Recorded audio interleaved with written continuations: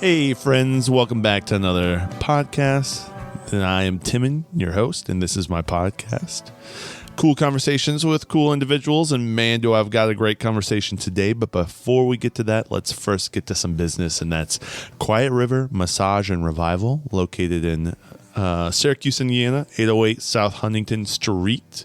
Jasmine has kindly sponsored today's podcast, and she does a great job giving awesome massages, so you should definitely check her out. This week I'm gonna go get a massage by her, and very looking forward to it. Super tense. You know, you get busy in the summer and you're doing a ton of different things, from running around to partying to just, gardening. That's what I do, a lot of gardening. So I definitely need a massage. I need to work out all the little knots in the back. And so Jasmine is the person for you. If you guys got a lot of tension, stress, hit up Jasmine. She does massages from 30 minutes, 60 minutes to 90 minutes, as well as hot rocks and essential oils. You can find her on Instagram at quiet_river_massage. Or look her up, Quiet River Massage and Revival. She's in Syracuse, Indiana. Thank you so much, Jasmine, for sponsoring today's episode. Links in the show notes below if you want to go and click on her stuff. And leave a review. Leave me a review. Appreciate that. If you haven't subscribed on YouTube, go ahead and subscribe on YouTube. We're doing some updates. Got some new cameras going on. We're going to update the studio. It's not happening this episode, but in the future, you're going to see that. So some exciting things, making it a little more professional, a little bit more business, just adding to the business. So yeah, enough of that. Today I had Rachel Hensley on my podcast. She's been on before. And so she came out to me and said, there's some stuff that she really wants to talk about as she's processing. We get into that. Yeah. So it was a really cool opportunity to sit down and let her tell her story and just hear maybe a different side of things that you haven't heard before. And so I really appreciate her coming on and talking. So let's get to that. Without further ado, Rachel. Bye. Start this thing. Okay, it started. We're live. Beautiful. Rachel, hey, how's it going? It's going. How are you, Tim? You know how I'm doing. I know, right? We've been out here for the past hour trying to figure this out. Technology at its worst. I'm so glad you're here. I'm glad I'm here too. I'm glad you're here to podcast. Thank you for letting me just try to deal with all this stuff. But yeah, no. We're learning. We're thriving. We're growing. That's all that matters. So that is all that matters. Yeah. Yeah. So we'll see how this works out, and if it does, it does, and if it doesn't, it doesn't. I know, right? Yeah. And it wasn't meant to be. It's all good. Yeah, well, at least we'll have the audio. I know, right? We'll have something, right? Mm-hmm. It's not all for nothing. So you've been on my podcast before. Once, yes. Yeah, we did it at your 2 house. years. It was right before we went to Alice and I went to Florida. Was it? Mm-hmm. Okay. We were driving down and we stayed at your right.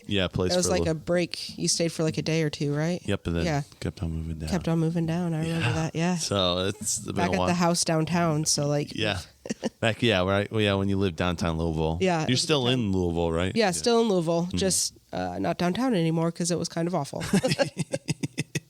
So yeah, isn't that how that goes? Yeah. So it was no good, but now we're good. We're in a much safer place, which is what matters. So yeah, that's good. You're still in Louisville, still doing Louisville stuff. Yeah. The last time we did the podcast, it was fun just to kind of chat and talk. Yeah.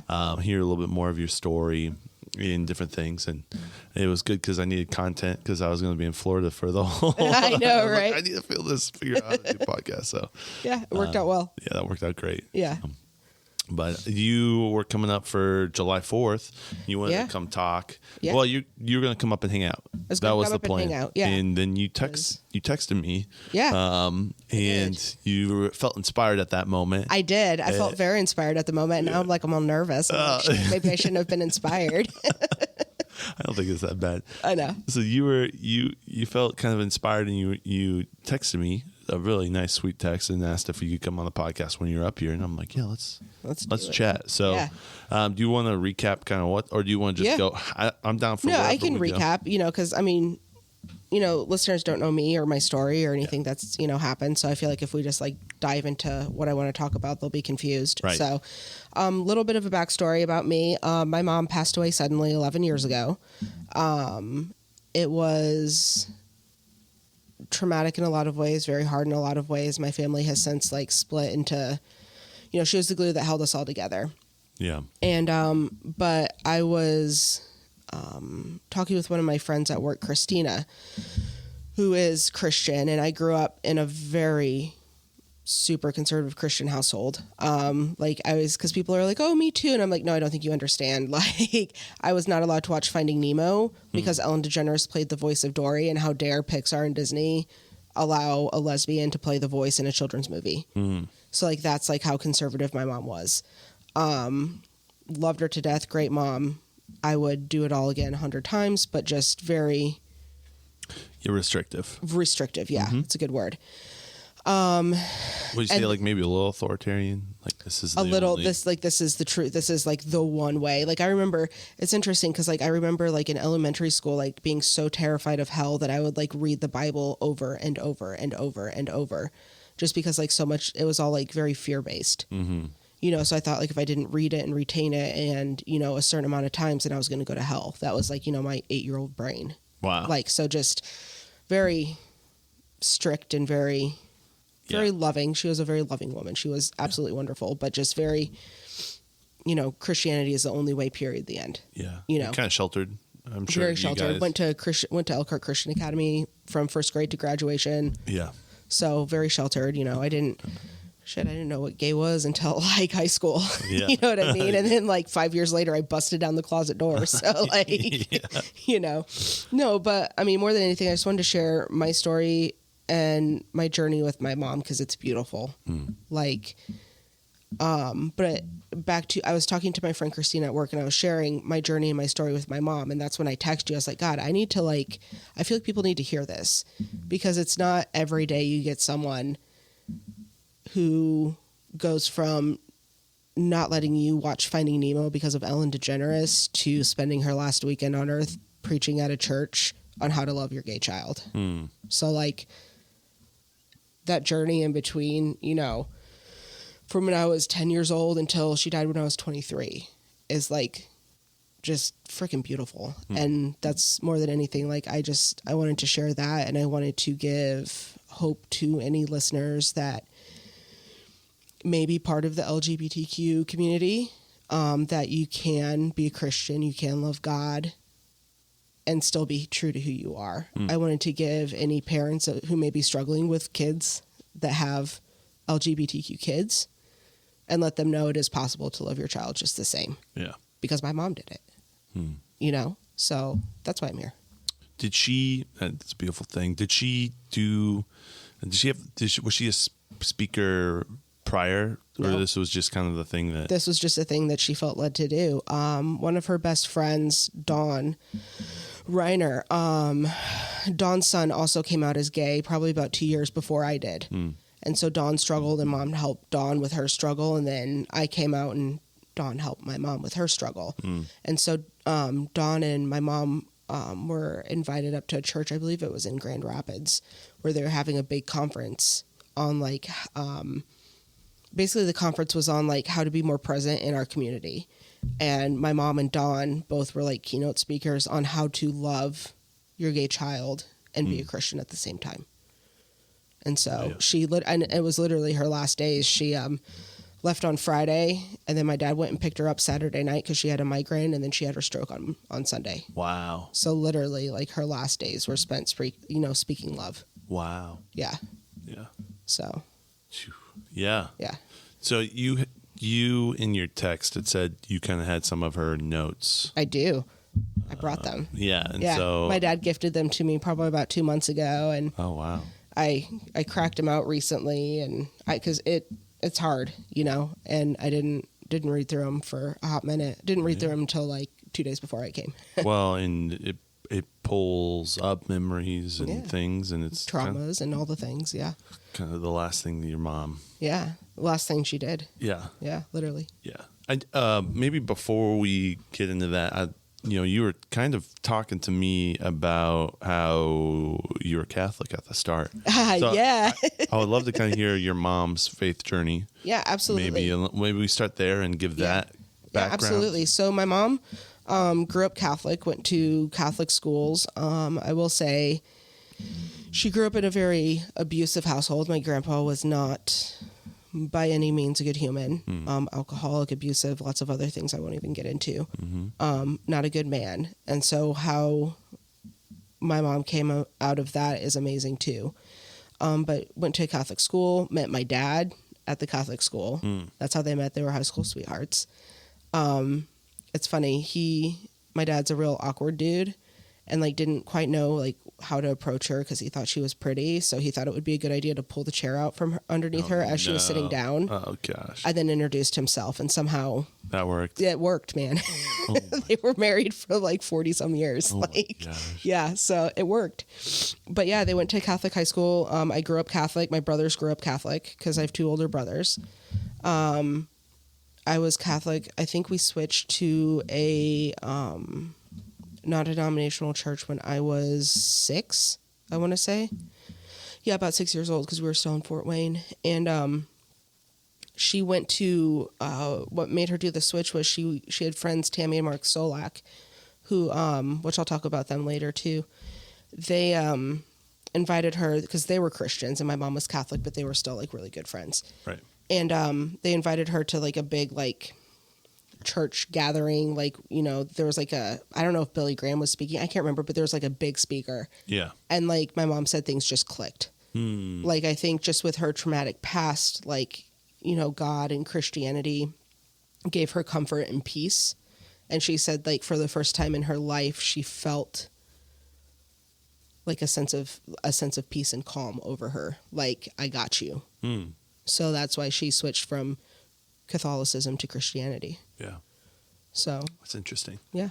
Did the restrictiveness happen prior in Catholicism, or was it when she switched over? It's when she switched over. Interesting. Okay. Yep.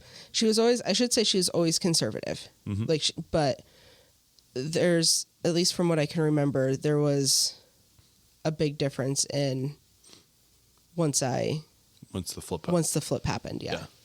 When she got kind of in the evangelical stream of things and kind of, right. You know, and there was a lot of, I mean, in the 90s, there was a lot of rules and this is the best way. Yeah, this is the best way. And these are the expectations and you follow them. And, you know, she went along with it, you know, and honestly, you know, I think a lot of it was like she was trying to learn what Christianity was and maybe it made sense to just kind of follow what everyone else was doing. Right. Yeah. Whether it was legit or not. Exactly. Yeah.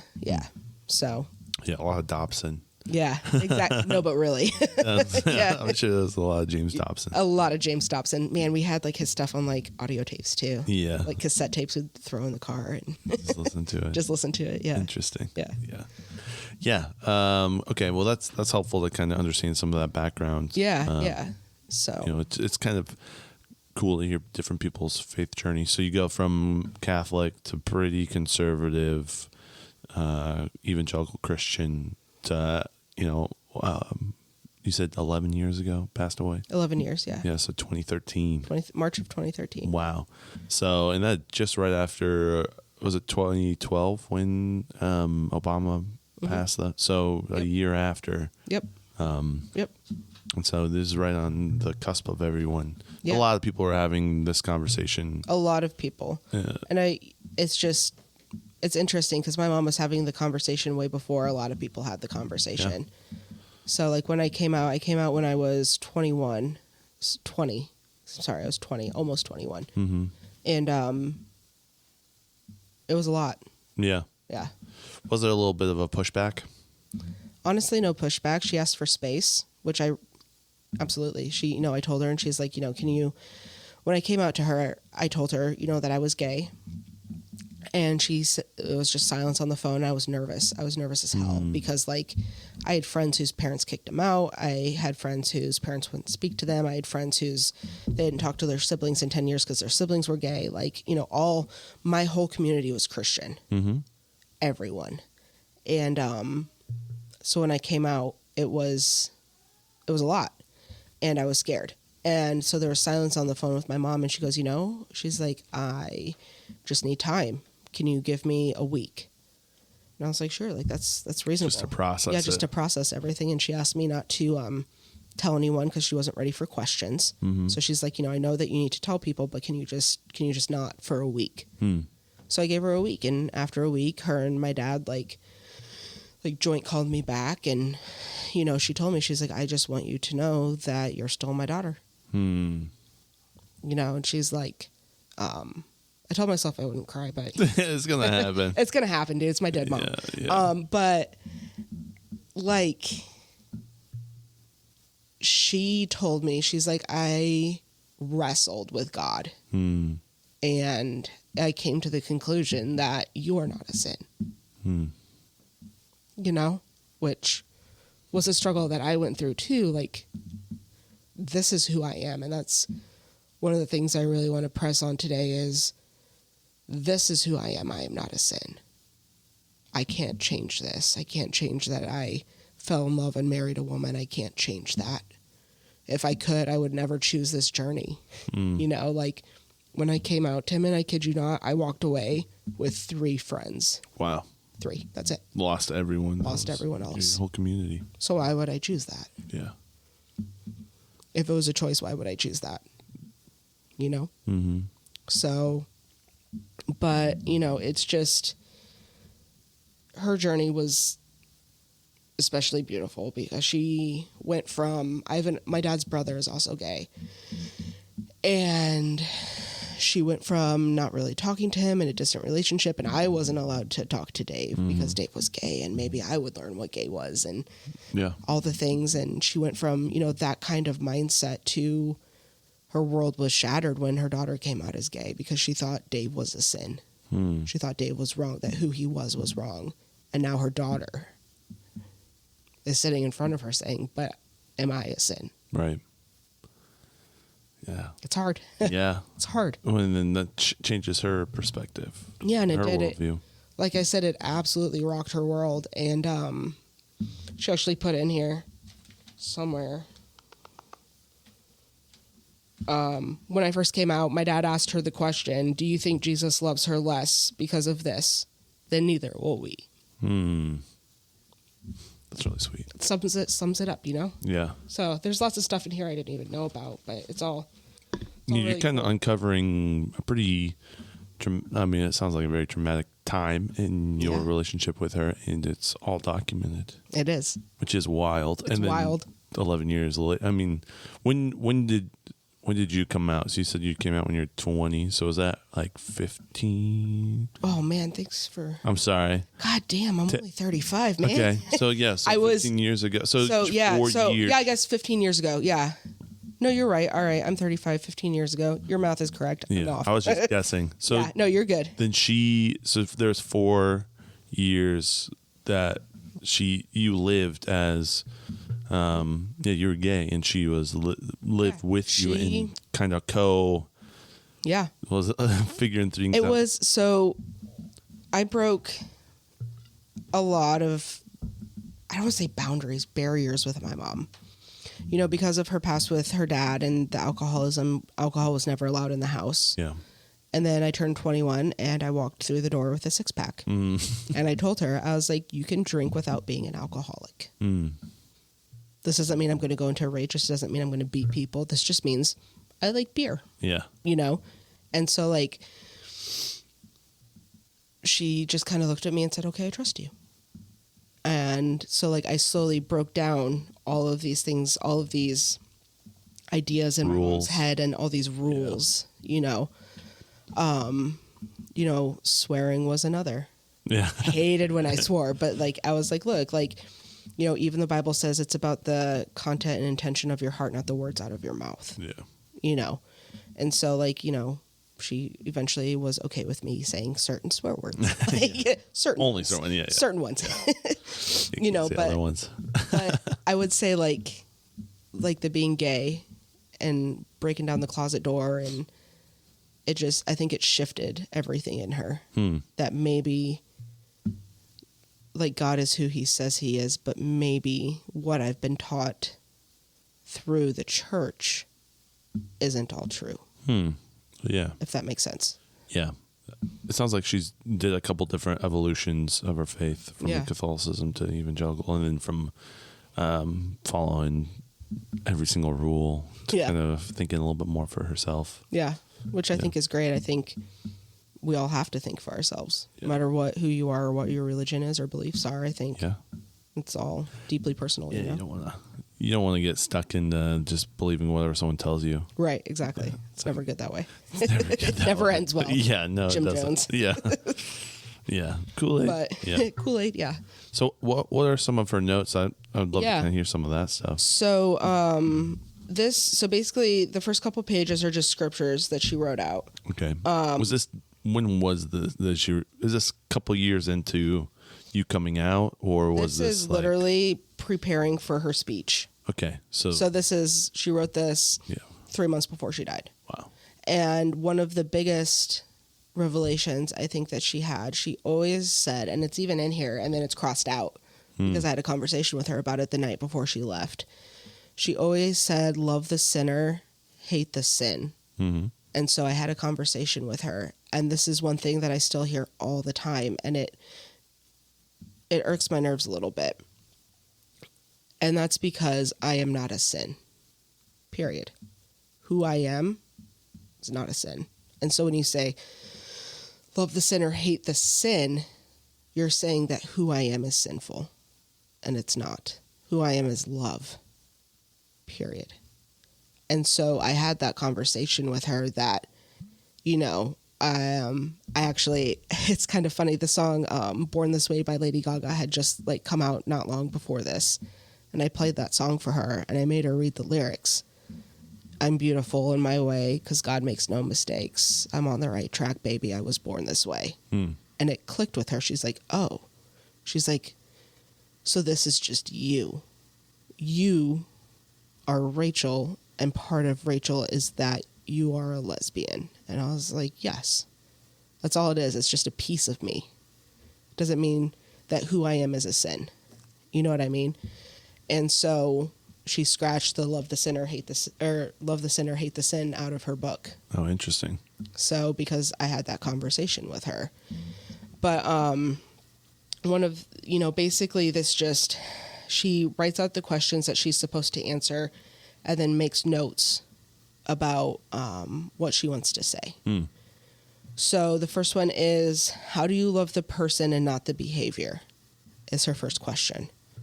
And so she wrote out 2 different examples. I'll share one real quick. So my aunt passed away 6 months before my mom did, and I went to the funeral. I was never close with my aunt or my uncle, but I went to the funeral because my mom was struggling. Mm-hmm. So I went there to Lima, Ohio, to be with my mom, to be there for her. And my uncle and aunt were Pentecostal. Okay. Very, very religious. Wouldn't cut hair, no jewelry, women couldn't wear jean pants. skirts. Yep. Yeah. So very religious. And after the funeral, you line up and you give, the spouse and the kids all the hugs and say, I'm sorry, and all the things, right? Like any other funeral. And I go up to my uncle and I say, I'm so sorry. If you need anything, I'm here. I love you. Mm-hmm. He pulls me back, looks me straight in the eye and says, speaking of the way you choose to live your life, I cannot say the same to you. You can leave. Oh. So my mom wrote that out. At the funeral? At the funeral. Yeah, that's great. Great time. Yeah, good time. Yeah, say something at the funeral. Yeah. So I told my mom that because I got upset and I was like, all I'm here to do is love. Mm-hmm. And because I'm a lesbian, I'm incapable of love. I'm incapable of it. Yeah. And so she wrote that story down of how do you love the person and not the behavior. Well, that's not a good way. My Uncle John's response was the wrong way to love like anyone. Mm-hmm. You know what I mean? And then the story of her 2 brothers in response. Her 2 brothers came up to me. Because John was like my uncle-in-law technically. And but my mom's 2 brothers came up to me and hugged me and they said, we don't care. We believe in God and we believe in you and we love you. Period. And that's the proper way to love somebody and not the behavior. They didn't give 2 shits that I was gay. They just said, we're sorry that was said. That's not reflective of Christianity. That's not reflective of Jesus. That's not reflective of the God we serve. And that's the proper way. And then she said, she wrote this quote down, which actually I think is really wise. It says, we do not have to compromise our convictions to be compassionate. Yeah. And I was like, oh, goddamn, Mom, that's actually pretty good. Yeah. Spend fire. Yeah. And she wrote down Romans 2, 3, and 4, which are you familiar with it? It says, so when you, a mere man, pass judgments on them, do you think you will escape God's judgment? Or do you show contempt for the riches of his kindness, tolerance, and patience, not realizing that God's kindness leads you towards repentance? Yeah. So, like, kind of, what's the point in judging? It's not your place. Yeah. Because it's through your compassion that leads you through to God. Pretty woven through the New Testament is like, you start, we are not the judge. We don't get to decide what exactly here and who's like, even who's saved, who's not, what, all those things. Yeah. It's not our place. It's, it's the compassion and the kindness that lead us towards God, not the judgment. Yeah. And that it changes people when they see God through you, through your love, through, being like Jesus. Right. Yeah. That's a very important piece. And then the second question is my eyes, man. That's okay. What situations have arisen where you were unsure of the line between love and acceptance? And so she says, focus on the heart, focus on the life of good, and focus on compassion. So, like, basically, it's a blurred line, love and acceptance, because how can you love without accepting? How can you accept without loving? They go hand in hand. And she wrote this quote, too, by David Kinnaman. Which I don't know who that is, but she found it somewhere probably on the Google. Yeah. Or a book she read. Yeah, or a book something. she read or something. And she said, the quote says, many people in the gay community don't seem to have issues with Jesus, but rather with those claiming to represent him today. It's very much an us versus them mentality, as if a war has been declared. And of course, each side thinks the other has fired the opening shot. Interesting. So, like, I've heard that from other people groups as well. Yeah. Like I think Gandhi said, I love the Jesus, but not the people who portray him. Exactly. And so I think her point, in this was, again, and there is a divide between the Christians and the LGBT community. It's a clear line, and each are throwing rocks. And I have to tell, people on my Christian friends that, hey, they're not going to listen if you're spreading hate, if you're yelling, if you're angry. And I have to tell my gay friends the same thing. Yeah. Hey, if they're angry and yelling at you, how does that make you feel? So you being angry and yelling back at them isn't doing anything either. Yeah.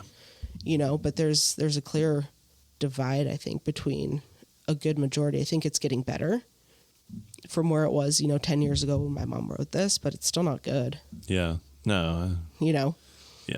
So I see, to me, it sounds like just two people groups who really don't know. Maybe some do, who God is, and they're just attacking, feeling like they're attacking their the trenches. Unknown. Yeah. And it's like, well, this is the war, but it's like, like if they really knew who the creator was, right, it wouldn't be hating its creation. Exactly. And that's what it comes down to. Yeah. How can you deeply hate anything that God has created? Yeah. I am his creation. I am good. Yeah. It's interesting. I don't think you're deeply evil. No. I don't think you're deep. No. That's I could see where there's some, I can hate something where it's like they're really, let's go back to Old Testament times. If they're taking their young ones and burning them in the fire, right? Right. I could hate that. That's pretty awful. That's pretty rough. Or if they're, doing just completely nasty, evil things, right? But that's fair. When it's someone that, when it's someone who's, I don't know. It's just it's a tough one, man. Yeah, it's complex, but it's also like, I feel like and I'll say for the church, I wouldn't put myself in we, but I say for the church, it's easy to just label one group and be like, they're the wrong ones. Yeah. Evil. It's a very easy thing to point out at. Yep. But the church is full of broken people. Yeah. So, like, why are you outcasting one group of people. or multiple groups of people? It doesn't or make saying sense to that me. my group of people, my community can't be who they are and also love God at the same time. Because I've heard that it's one or the other. Right. Why? Yeah. Why? Yeah, and also how it comes back to the judgment part. Like, how can you tell someone who is, you're loving God correctly, Right. and you're not? And you're not, yeah. You don't know anything other than by the fruit someone bears. And when I see someone who is a Christian yelling evil things, nasty things, and you're looking at the fruit that they're bearing, I don't think that that's Christian fruit. No, so what it's fruit? not from God. What fruit are you bearing? Yeah. If you have that anger and hatred, that comes from a place that isn't the creator of love and goodness. Yeah, so it's exactly. It's very interesting. So It is. Anyway, sorry, I didn't mean to go on a tangent. No, I love tangents. Yeah. we do it all the time in conversation. We do. Wait till we get into conspiracies, right? Oh No, my I'm God, joking. conspiracy theories. That'll be another day. Keep going. I'm sorry. So the third question, what advice would you give anyone who has a family, friend, or child who identifies themselves as a homosexual? Fair question, right? Yeah. That's the whole point that she's there, is how do we respond? How do we love? What advice do we give other people? And she literally has been there. She's given friends advice. She's lost friends because of me. Literally, Tammy and Mark Select that I talked about before, the friends that brought her into Christianity, when I was 5 years old, Tammy told her to abandon me. That mom. But this is later after you came out. This is right after. Not I at came 5 out. years old. No, not at 5 years At 5, they brought you old. At into 5, the faith. Tammy and Mark brought us into Christianity. Yeah. So my mom had been friends with Tammy and Mark since before I was born. Yeah. Honestly. So this 20-year friendship, and Tammy told my mom that she had to abandon me because my mom could not love God and also love a gay child at the same time. That it was contraindicated. So my mom basically threw her middle fingers up and said, I don't need you. I choose my daughter. Yeah. And lost a 20-year friendship. So, my mom, this is a good question because my mom had literally been through it, in every aspect. And she said, be careful how you respond. Do not respond with shame, anger, disappointment, or disgust, but simply love with unconditional love as Jesus did. Do not distance yourself from them. Always keep a line of communication open because we don't know what their struggles are either. Which is true. It's scary for both of us. It was absolutely terrifying coming out to a conservative mom and dad. And it was terrifying for them to have a gay child and be in the church. It was terrifying for both of us.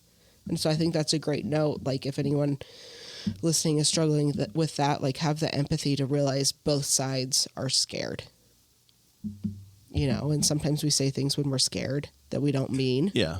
Yeah. Fear elicits a lot. A lot. Yeah, a lot of responses that you're not even thinking I don't think you're thinking in the spirit if you're fearful. If you're out of fear. Yeah. I don't think so either. Because the spirit of fear, there's no spirit of fear that comes from God. Right, yeah. So when you are fearful, you're definitely not operating in the spirit. Yeah, you're definitely not operating in the spirit. Yeah. It's an unnatural, unspiritual emotion. No, yeah. It's interesting because a lot of America right now, I think, is operating in fear. Oh, yeah. No, absolutely. It's everyone is. Everyone's in a panic.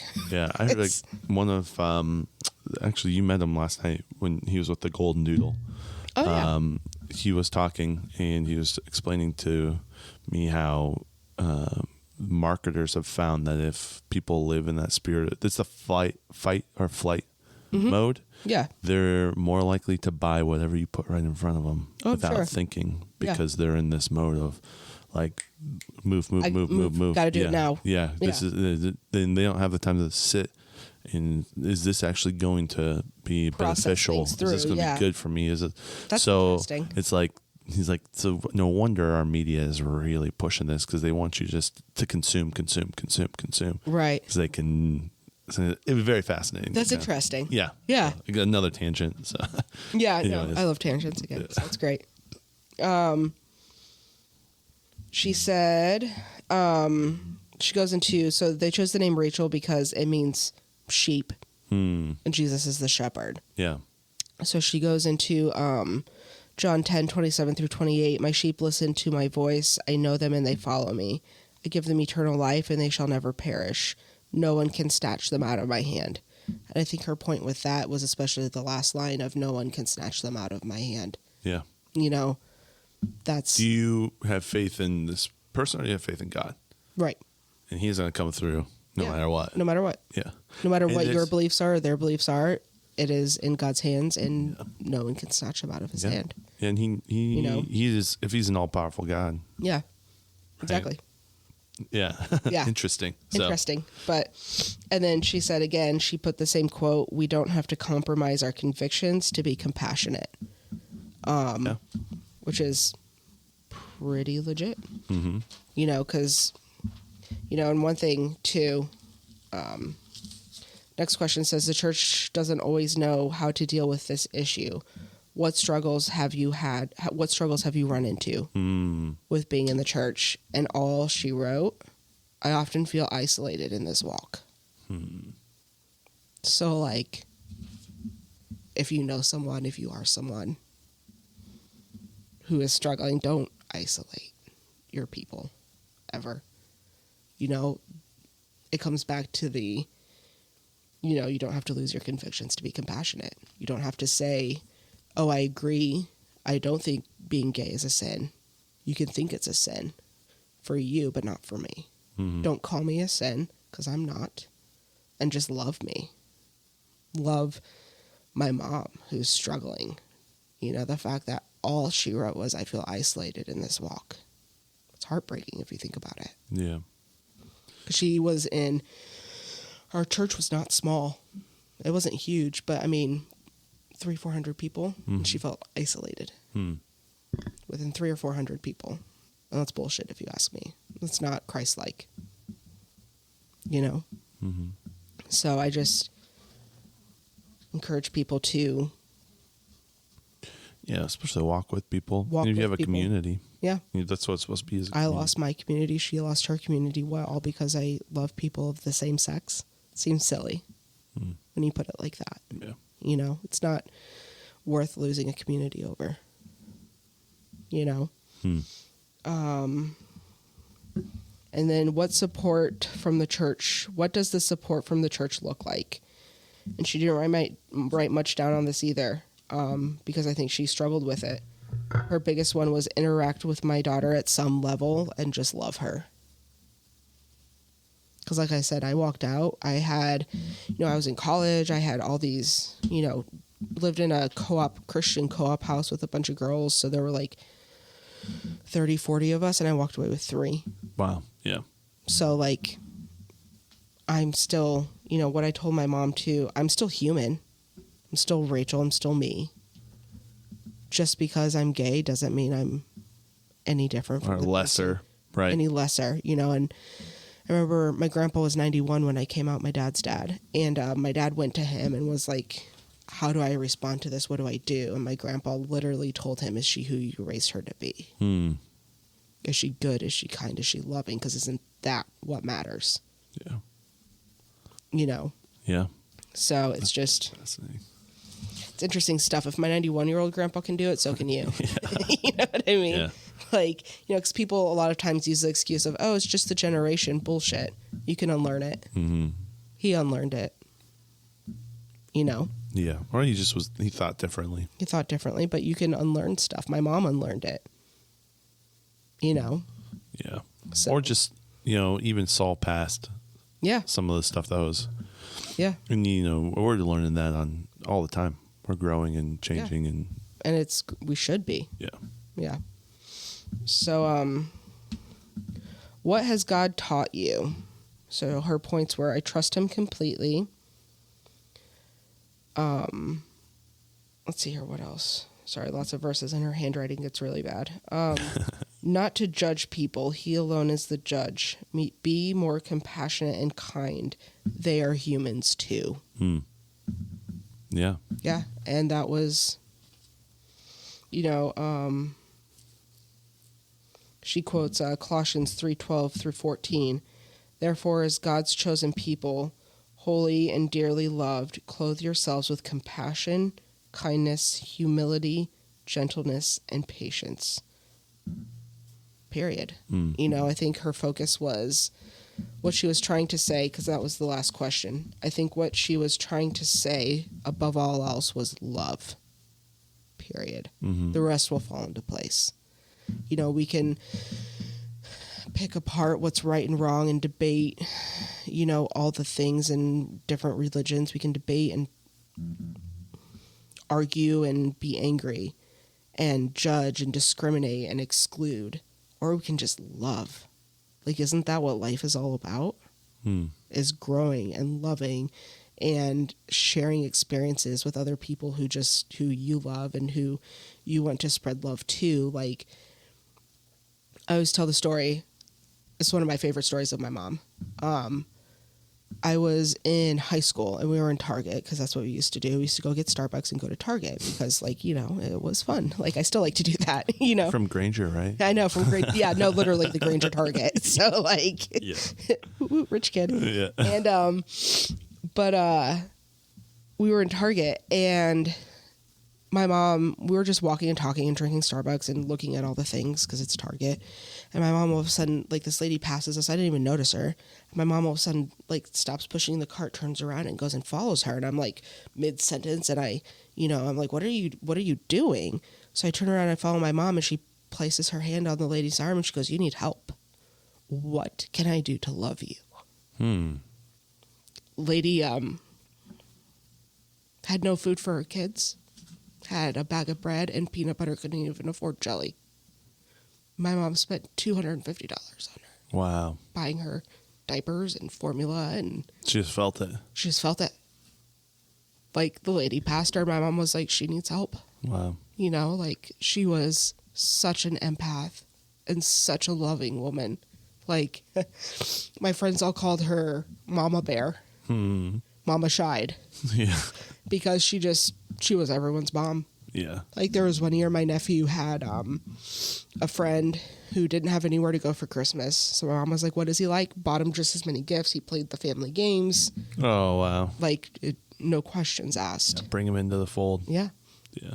It was just my mom, from just literally the most loving, compassionate person I think I've ever met. And she went from where she was, where we couldn't even say the word gay, to being my biggest advocate and losing friends of 20 plus years.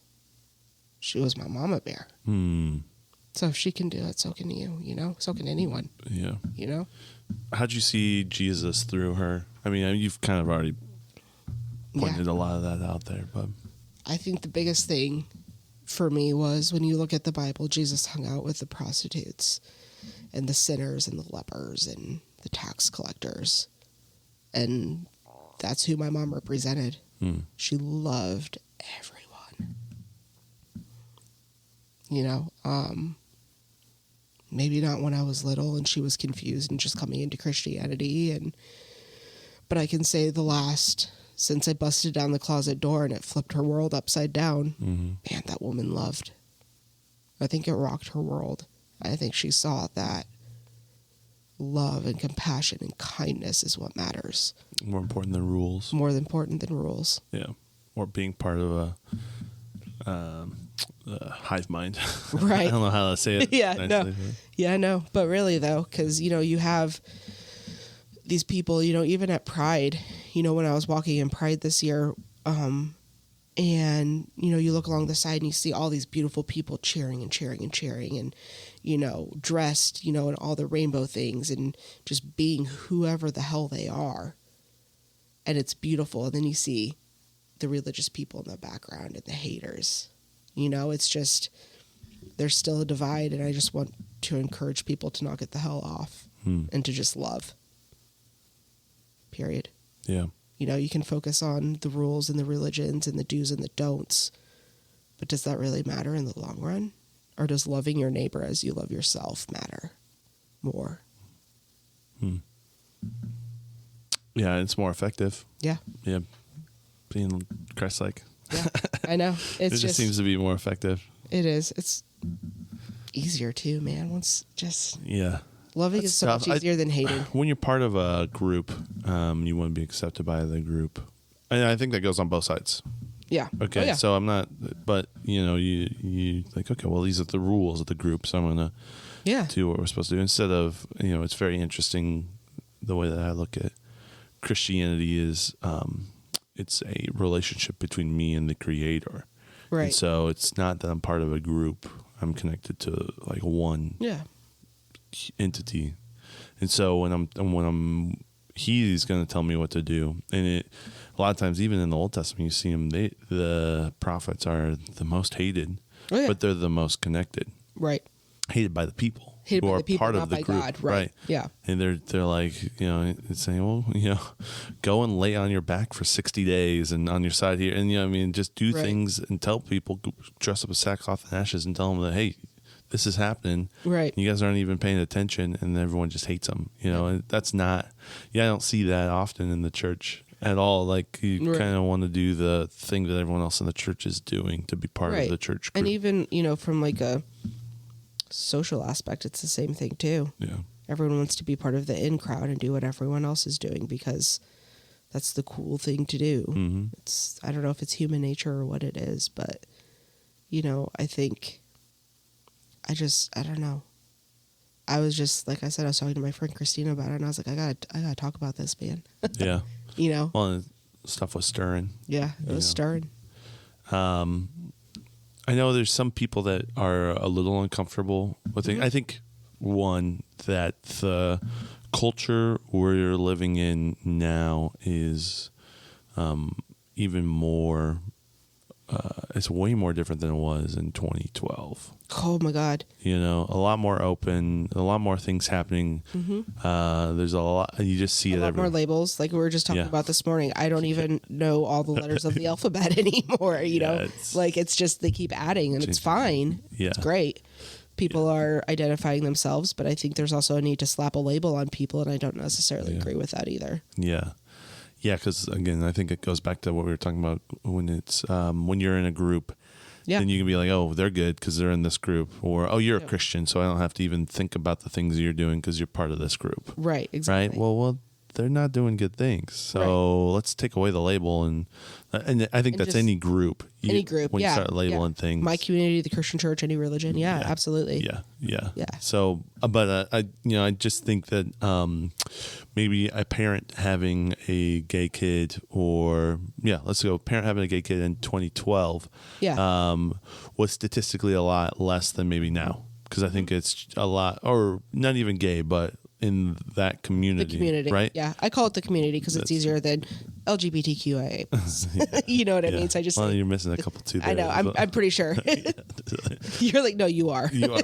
Like you're part of the community. I know the letters. I know the letters. So yeah.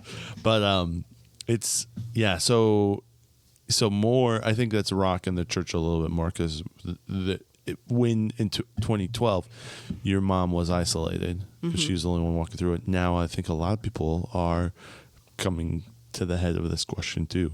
Yeah. And trying to decide how to move forward. Yeah. How to love. Do they cut things off? Do they not? And even